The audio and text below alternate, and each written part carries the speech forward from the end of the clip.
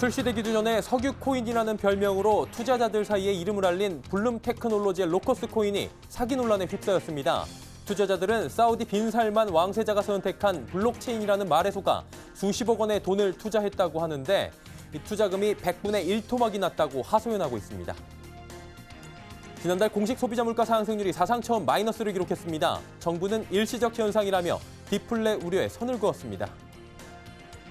정부가 이미 관리처분 계획 인가까지 받은 재건축 재개발 단지에 대해 민간 택지 분양가 상한제 적용을 6개월간 유예해 주기로 했습니다.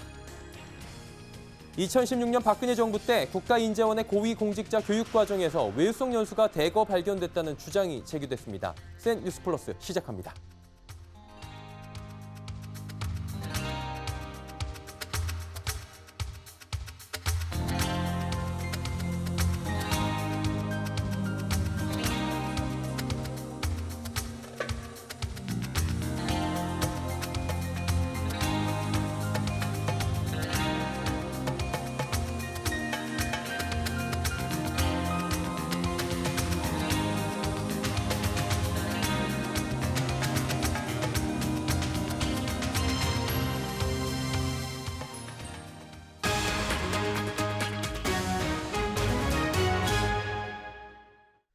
시청자 여러분 안녕하십니까? 센 뉴스 플러스 서정덕입니다.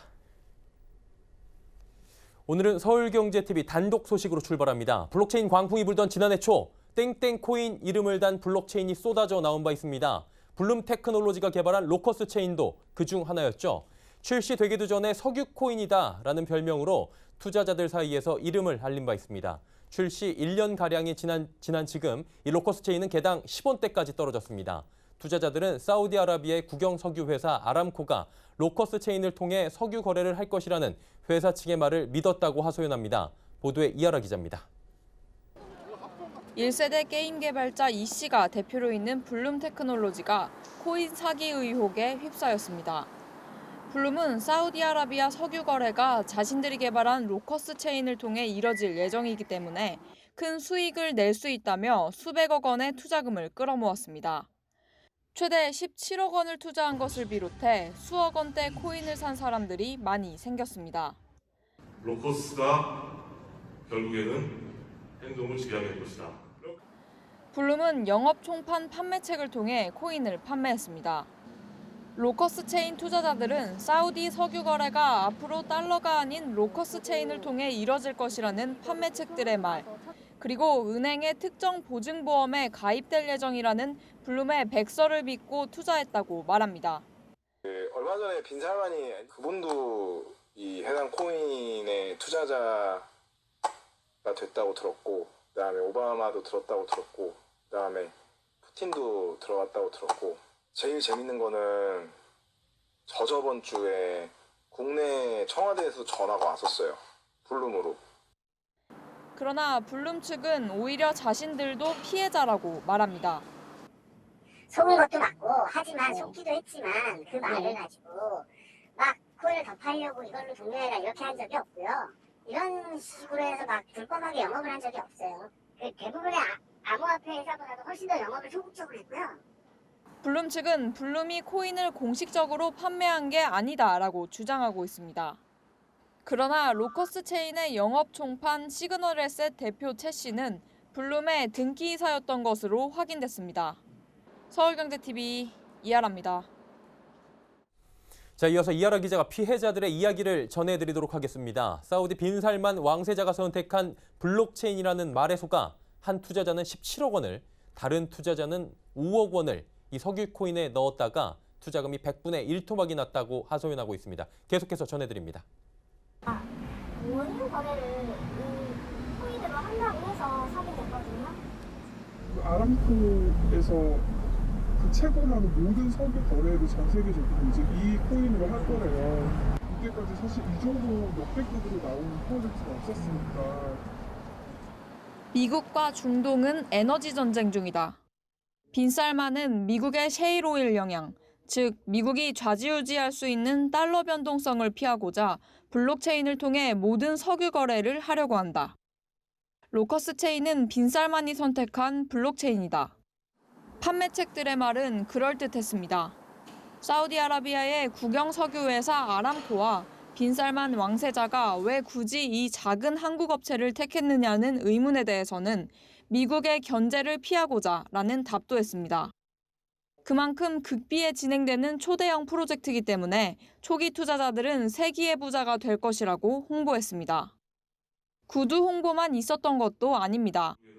세계 각국 국빈들이 참석했다는 두바이 현지 런칭 행사 동영상, 귀빈 명단도 투자를 부추기기 충분했습니다. VIP 초대 명단이라고 보내줬거든요. 그 초대 명단 안에 뭐 앞에 영문으로 뭐 이니셜이 붙었는데 어떤 이니셜은 공주고 어떤 이니셜은 왕자예요. 그 웬만한 내노라 하는 그런 나라의 대사관 대표라고 해야 되나? 그 국빈들도 엄청 많이 왔고. 인도 카나라뱅크에 보증이 돼 있다는 말도 덧붙였습니다. 결정적으로는 이게 자금 보증이 돼 있다고 했어요.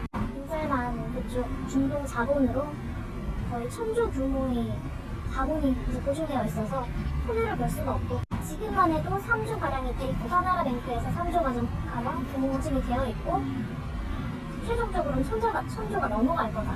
그래서 한 개당 10만 원이 넘어갈 거다. 이렇게 해서 지금 여러분들 뭐 200원에 사면은 200원대를 사면은 이건 손해가 볼 수 없다. 이렇게 해서 사람들이 보증 때문에 좀 많이 사게 되는. 블룸은 지난해 6월 말까지 로커스 체인이 암호화폐 거래소 후오비에 상장될 것이라고 말했습니다. 그러나 서울경제TV의 취재 결과 후오비 측은 블룸 측으로부터 그 어떤 문의도 받은 적이 없다고 밝혔습니다. 로커스 체인 후오비 코리아 안에서는 네. 상장이나 이 프로젝트 관련해서 들은 바가 없다고 글로벌 쪽에서도 컨택한 적이 없다고 지금 회신을 받았거든요. 블룸 모집책들이 투자자를 모을 때 했던 말 중에서 사실인 부분을 찾기가 더 어려워 보입니다. 서울경제TV 이하라입니다. 지난달 공식 소비자 물가 상승률이 사상 처음 마이너스를 기록했습니다. 통계청에 따르면 지난달 소비자 물가 지수는 105.20포인트로 지난해 같은 달과 비교해 0.4%포인트 하락했습니다. 마이너스 물가는 1965년 관련 통계 집계 이후 처음으로 그동안 최저 상승률은 지난 8월 기록한 0%였습니다. 특히 올해는 지난 1월부터 8월까지 내리 0%대를 기록한 바 있습니다. 계속되는 저물가에 디플레이션 우려가 커지는 가운데 정부는 국제 유가 하락 등으로 인한 일시적 현상이라며 디플레 우려에 선을 그었습니다. 김용범 기획재정부 1차관은 오늘 열린 확대 거시경제 금융회의에서 물가 수준이 장기간에 걸쳐 지속적으로 광범위하게 하락하는 디플레이션 상황은 아닌 것으로 분석된다고 밝혔습니다. 정부가 관계부처 합동으로 최근 서울 등 국지적 오름세를 보이는 부동산 시장을 두고 추가 대책을 내놨습니다. 우선 이미 관리처분계획 인가까지 받은 재건축과 재개발 단지에 대해 민간택지 분양가 상한제 적용을 6개월간 유예해 주기로 했습니다. 상한제가 시행된 뒤 6개월 안에 입주자 모집 공고만 마치면 상한제 적용 대상에서 제외되는 겁니다. 추가 대출 규제도 내놨습니다. 주택 매매 사업자 주택 대출에 주택 임대 사업자와 동일한 주택 담보 대출 비율 LTV 규제를 적용합니다. 아울러 시가 9억 원이 넘는 고가 1주택자에 대한 전세 대출 규제는 강화해 갭 투자 축소를 유도키로 했습니다. 김용범 기획재정부 1차관은 부동산 시장의 안정적 관리 기조를 한층 강화하고 일부 지역의 국지적 상승이 시장 전반으로 확산돼 국민 주거 부담이 가중되지 않도록 노력하겠다고 말했습니다. 오늘 금융감독원이 해외금리 연계형 파생 상품 이른바 DLF 사태와 관련한 중간검사 결과를 발표했습니다.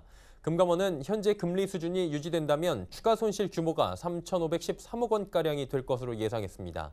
또 DLF 판매 서류상으로 확인된 불안전 판매 의심 사례만 최소 20%로 앞으로 그 비중은 더 확대될 수 있다고 밝혔습니다. 보도에 고현정 기자입니다. 대규모 손실을 야기해 문제가 되고 있는 DLF 사태에서 최소 5분의 1가량이 불안전 판매로 의심된다는 금감원의 분석이 나왔습니다. 금융감독원은 오늘 주요 해외금리 연계 DLF 관련 중간 검사 결과 발표를 통해 DLF 판매 서류를 전수 점검한 결과 서류상 하자가 있는 것만 20% 내외라며 추가 사실관계 확인 과정에서 불안전 판매 비율은 더 높아질 수 있다고 밝혔습니다. 금감원 조사 결과 DLF, ELT 등 유사한 투자 상품에 대한 투자 경험이 전무한 개인 투자자의 자금 1,431억 원이 이번에 가입됐으며 현재 금리 수준 유지 시 판매 잔액 6,723억 원 가운데 5,784억 원이 손실 구간에 진입해 3,513억 원의 추가 손실이 예상되는 것으로 나타났습니다. 검사 결과 DLF 설계, 제조, 판매 전 과정에서 금융회사들이 투자자 보호보다는 자신의 이익을 중시하여 리스크 관리 소홀, 내부 통제 미흡, 불안전 판매 등의 문제점이 다수 발견되었습니다. 특히 은행들이 금리 하락이 진행되는 동안에도 고객을 유인하기 위해 상품의 손실 배수를 점차 높여가며 DLF를 계속 판매한 정황도 드러났습니다. 즉 4%대 약정 수익률을 유지하는 대가로 손실 배수는 200배에서 333배까지 커지고 전액 손실이 발생하게 되는 기준선도 점점 높아지는 등 상품의 위험성이 확대됐다는 겁니다. 증권사 역시 더 높은 수준의 투자자 약정 수익률을 설계할 수 있었음에도 이를 선택하지 않고 대신 증권사 수수료를 높여달라고 외국계 IB에 요구한 사례도 포착됐습니다. 금감원은 또 DLF 상품 설계 및 제조뿐 아니라 은행의 판매 단계에서도 소비자 보호 기제가 제대로 작동하지 않았다고 밝혔습니다. 은행은 고위험 상품을 심의하고 출시를 결정하는 상품선정위원회를 반드시 거쳐야 함에도 DLF 상품 중 위원회 심의를 거친 건은 1% 미만에 그쳤고 반대 의견을 표명하거나 평가표 작성을 거부하면 위원 교체도 이뤄진 것으로 드러났습니다. 아울러 우리은행과 하나은행이 PB센터에 부과하는 비이자 수익 배점은 타은행 대비 2배에서 7배가량 높게 매겨져 있었고 은행 본점 차원에서 하루 단위로 영업본부 등의 실적 달성을 독려했다는 점도 확인됐습니다. 서울경제TV 고현정입니다.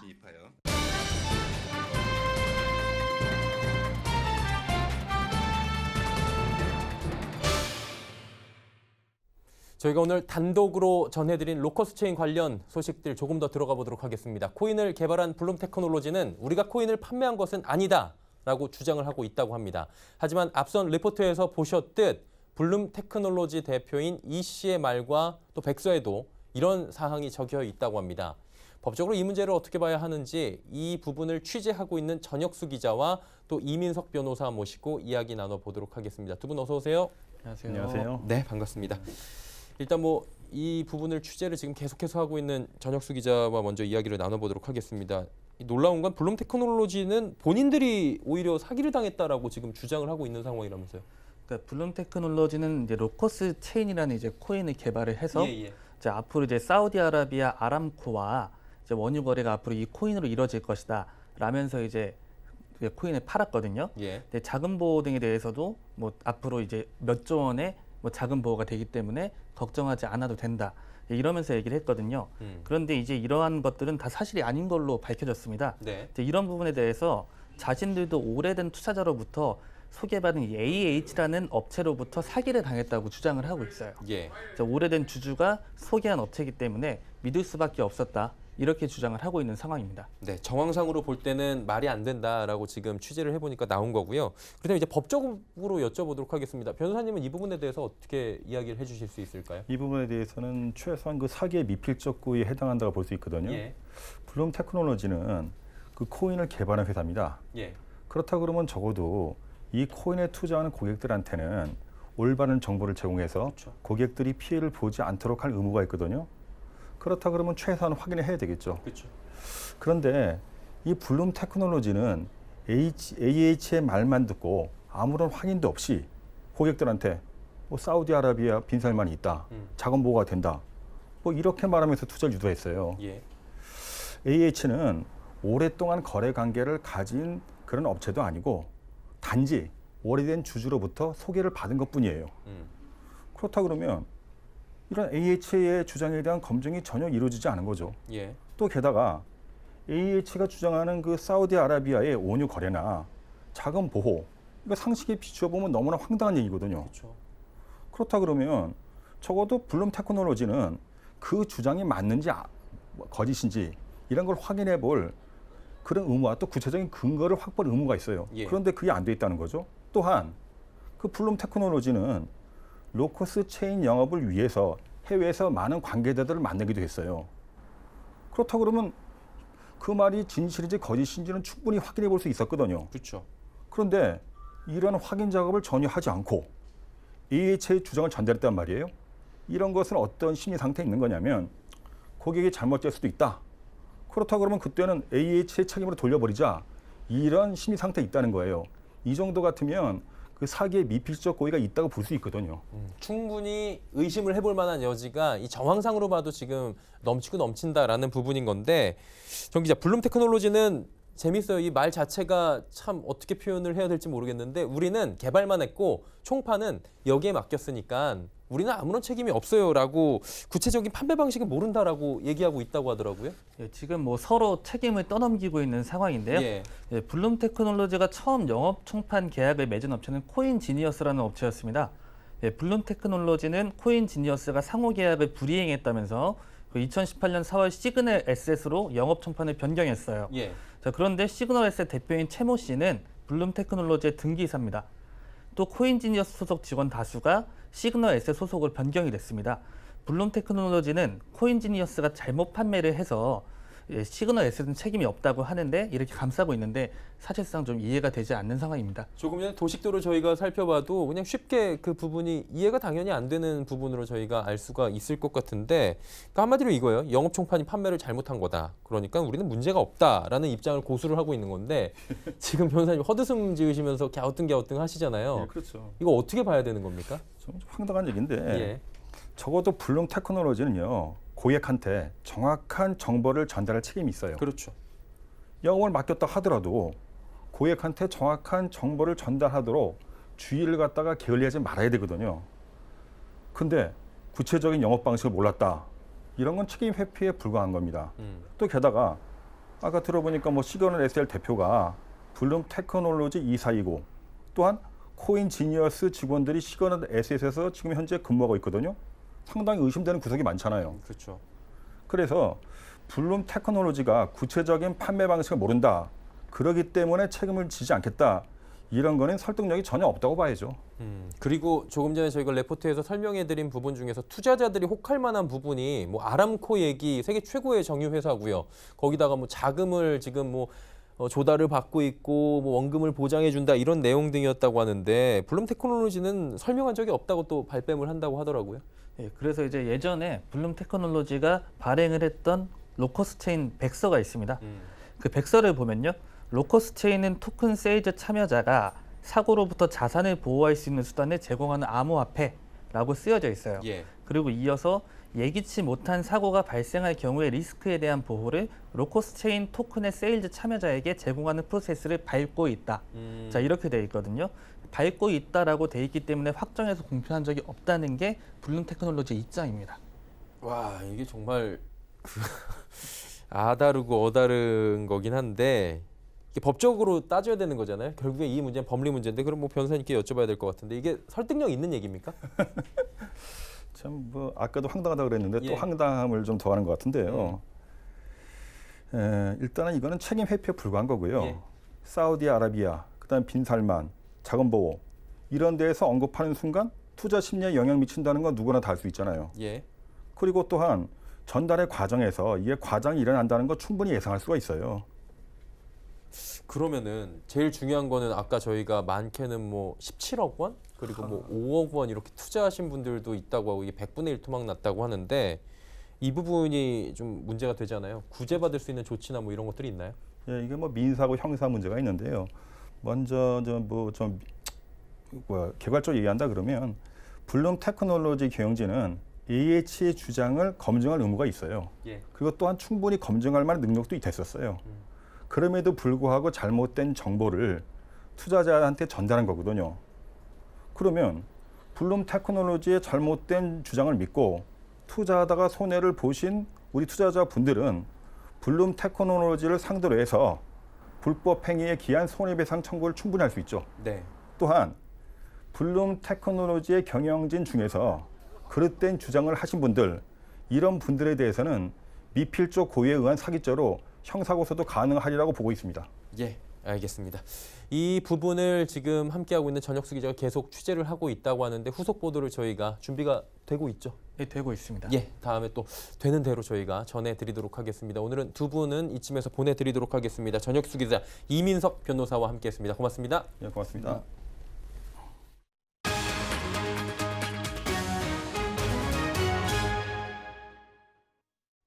최근 기초의회 의원들의 외유성 해외 연수가 크게 논란이 된 바 있습니다. 이와 비슷한 사례, 2016년 고위공직자 교육과정에서 대거 발견됐다는 정황이 포착됐습니다.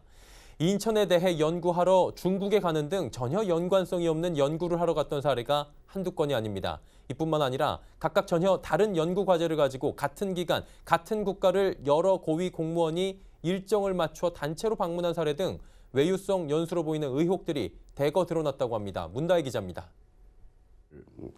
고위 공무원들의 해외 출장을 살펴봤더니 이제 이거는 완전히 목적에도 맞지 않는 외유성 연수다 이런 것들이 드러나서 고위공직자들이 외유성으로 출장을 간 정황이 수십 건 포착됐습니다. 지난 2016년 박근혜 정권 당시 고위정책과정 국외정책 연수 기록에서 발견된 것들입니다. 더불어민주당 강창일 의원실이 국가인재원 관리자 교육과에 요청한 자료에 따르면 2016년 한 해 동안 진행된 고위정책과정 국외정책 연수는 총 94건으로 이 중 외유성으로 추정되는 연수는 약 절반가량으로 추정됩니다. 외유성 연수로 보이는 정황은 크게 두 가지입니다. 해당 지역과 연관성이 없어 보이는 연구를 하러 가거나 여러 명의 고위 공무원들이 각각 다른 연구 과제를 가지고 같은 기간, 같은 지역의 단체로 연수를 하러 간 케이스입니다. 고위 공직자들은 중국의 인천시 마케팅과 검찰의 미래, 임금 피크제 도입을 연구하러 갔습니다. 또한 태국에서 한우 개량 사업을 연구했고 필리핀에서 인천공항 스마트워크를 알아보거나 몽골에서 탈북자 정책 지원제도 개선 방안을 연구했습니다. 이처럼 방문한 국가와 연구 목적이 연관짓기 어려워 보이는 사례는 수십 건에 달합니다. 뿐만 아니라 연구 과제는 각각 다른데 복수의 공무원들이 같은 국가, 같은 도시로 동행한 사례도 13건으로 집계됐습니다. 이 가운데 2016년도 국외여비로 사용된 예산은 무려 4억 4천만 원에 달합니다. 만일 의혹들이 사실로 밝혀진다면 적지 않은 혈세가 이들의 외유성 연수에 사용된 셈입니다. 이와 관련해 강창일 의원이 국가인재원에 사실관계를 확인하기 위한 자료를 요청한 상태로 강 의원은 만약 해당 연수들이 외유성이라는 것이 확인되면 즉시 환수 조치를 해야 한다고 강하게 지적했습니다. 관계 부처에 이제 알려주고 거의 적정한 책임을 묻도록 해야 되고 국고 손실을 가져왔으면은 변상해놔야죠. 징계할 수 있으면 징계를 해야 되고 이제 2016년도뿐만이 아니라 나머지 자료들을 계속 체크하면서 사실을 밝히고 정부에 강력한 처벌을 요구할 생각입니다. 서울경제TV 문다입니다. 한국예탁결제원은 오늘부터 주요 9개 시장의 외화증권 결제 수수료를 평균 약 10% 인하한다고 밝혔습니다. 인하 대상국은 미국과 홍콩, 중국과 베트남, 영국, 독일, 프랑스, 스위스, 이탈리아 등입니다.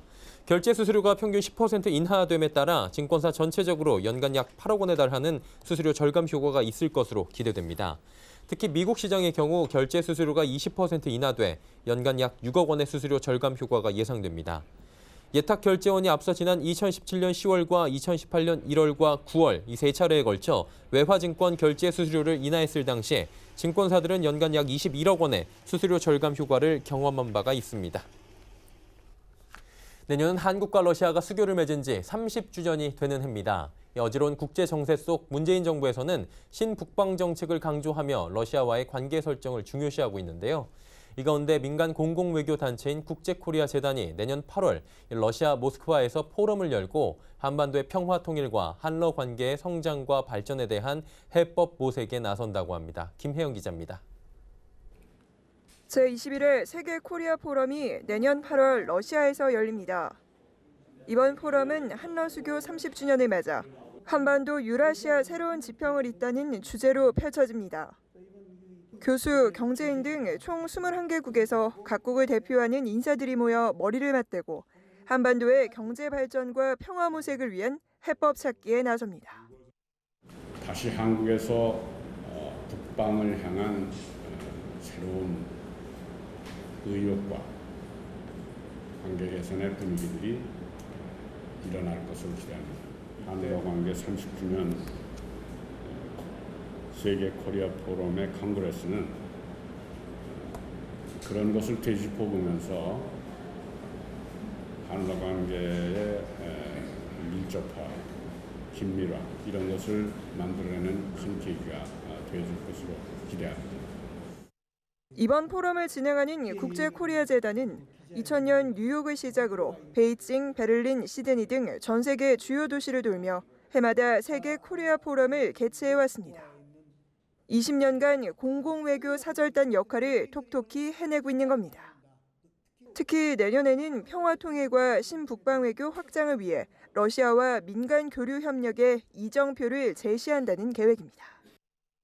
한러 관계 발전의 새로운 민간 교류의 어떤 그 모델을 제시하고자 21개국이 참여하는 글로벌 포럼입니다. 한반도의 평화 안정에 대한 국제적인 협력, 그리고 평화 체제를 정착시키기 위한 러시아의 역할, 러시아의 협력, 러시아의 위치 이런 것을 집중적으로 담론하는 그런 포럼이 될 것입니다. 이외에도 과학문화축전, 평화문화제, 시베리아 횡단 등 다채로운 행사가 펼쳐집니다. 제21회 세계코리아 포럼은 새로운 한반도 평화통일 미래와 한러 관계의 성장과 발전을 도모하는 담론의 장이 될 것으로 기대됩니다. 서울경제TV 김혜영입니다.